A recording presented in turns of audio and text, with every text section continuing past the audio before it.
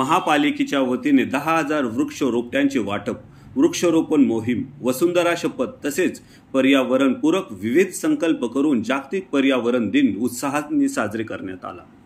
5 जून हा दिवस जागतिक पर्यावरण दिन म्हणून जगभरात साजरा केला जातो। आपले शहर स्वच्छ, सुंदर तसेच पर्यावरणपूरक ठेवण्यासाठी महापालिका प्रयत्नशील आहे।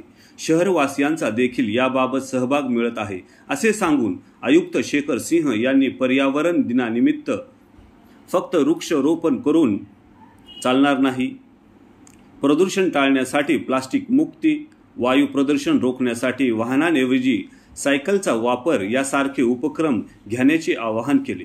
सदर कार्यक्रम अतिरिक्त आयुक्त प्रदीप जांभळे पाटील, उपायुक्त रवी किरण घोडके, अण्णा बोदडे, जनता संपर्क अधिकारी प्रफुल्ल पुराणिक, उद्यान अधिरक्षक राजेश बसावे, उद्यान अधिरक्षक प्रवण ढवळे, उद्यान विभागातील कर्मचारी, माळी व प्रशिक्षणार्थी व नागरिक उपस्थित होते। सदर कार्यक्रम देवराई फाउंडेशनचे धनंजय शेटबाळे तसेच ग्रीन यात्रा संस्थेचे दीपक सरगल तसेच स्वानंदी महिला संस्था रावेत, सावित्री भजनी मंडळी, ज्येष्ठ नागरिक संघ, रोटरी क्लब सदस्य सहभागी झाले होते।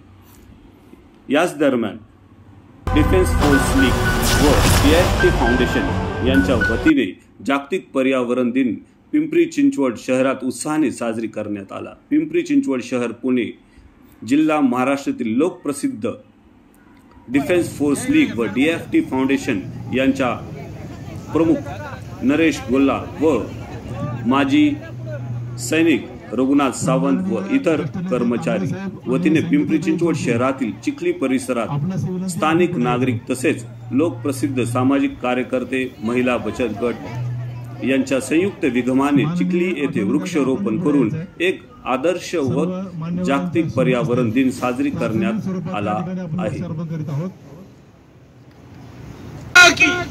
थँक्यू।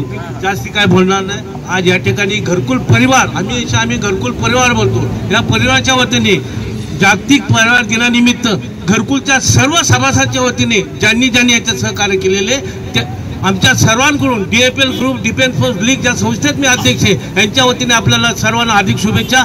जय हिंद, जय भारत। इथे काय व्यक्ती करून घ्या, वाटलं तर राडा रोडा तिथं टाका, लेवल होईल, लोक बसतील, खेळतील, गार्डन होईल, चांगलं होईल। म्हणून आमचं म्हणणं आहे की हे चांगल्या पद्धतीने कामकाज चाललेलं आहे। आजचा दिवस चांगला आहे, झाडं लावायचे आणि मला वाटते की तुमच्या हस्तीनं आपल्याच हस्ती तकदीर आहे आपलं झाड लावून। बघा किती भाग्यवान आहे, लोकाला मोठ्या लोकांचं भाग्य नसते, आपलं भाग्य आपणच स्वच्छता केली, आपलेच कर्मचारी आपला सन्मान करणार, आपल्या हातून आपलं झाड लावणार। आमचं एवढं भाग्य आहे की आमच्यासारखं भाग्यच कोणाचं मोठं नाही, खरं सांगतो कोणाचंच मोठं नाही। हीच आमचा गोरगरीब आमच्या टाळेवाला आमचा सन्मान करतात, याच्यापेक्षा मोठं काय? अहो हे लोक आमचा सन्मान करतात तेव्हा आमचा महाराष्ट्रात सन्मान वाढतोय, तेव्हा आम्हाला मान मिळतोय। आम्ही जरी झालो असेल नेता बिता तर साहेब तुमच्या सर्वांच्या याच्यावर झालेलो आहे, असं अजिबात होऊ शकत नाही। कुठेतरी मीच नेता झालो असं अजिबात नाही, तुम्ही आमच्या पाठीशी आहोत आम्ही, आणि तुमचा आशीर्वाद आहे।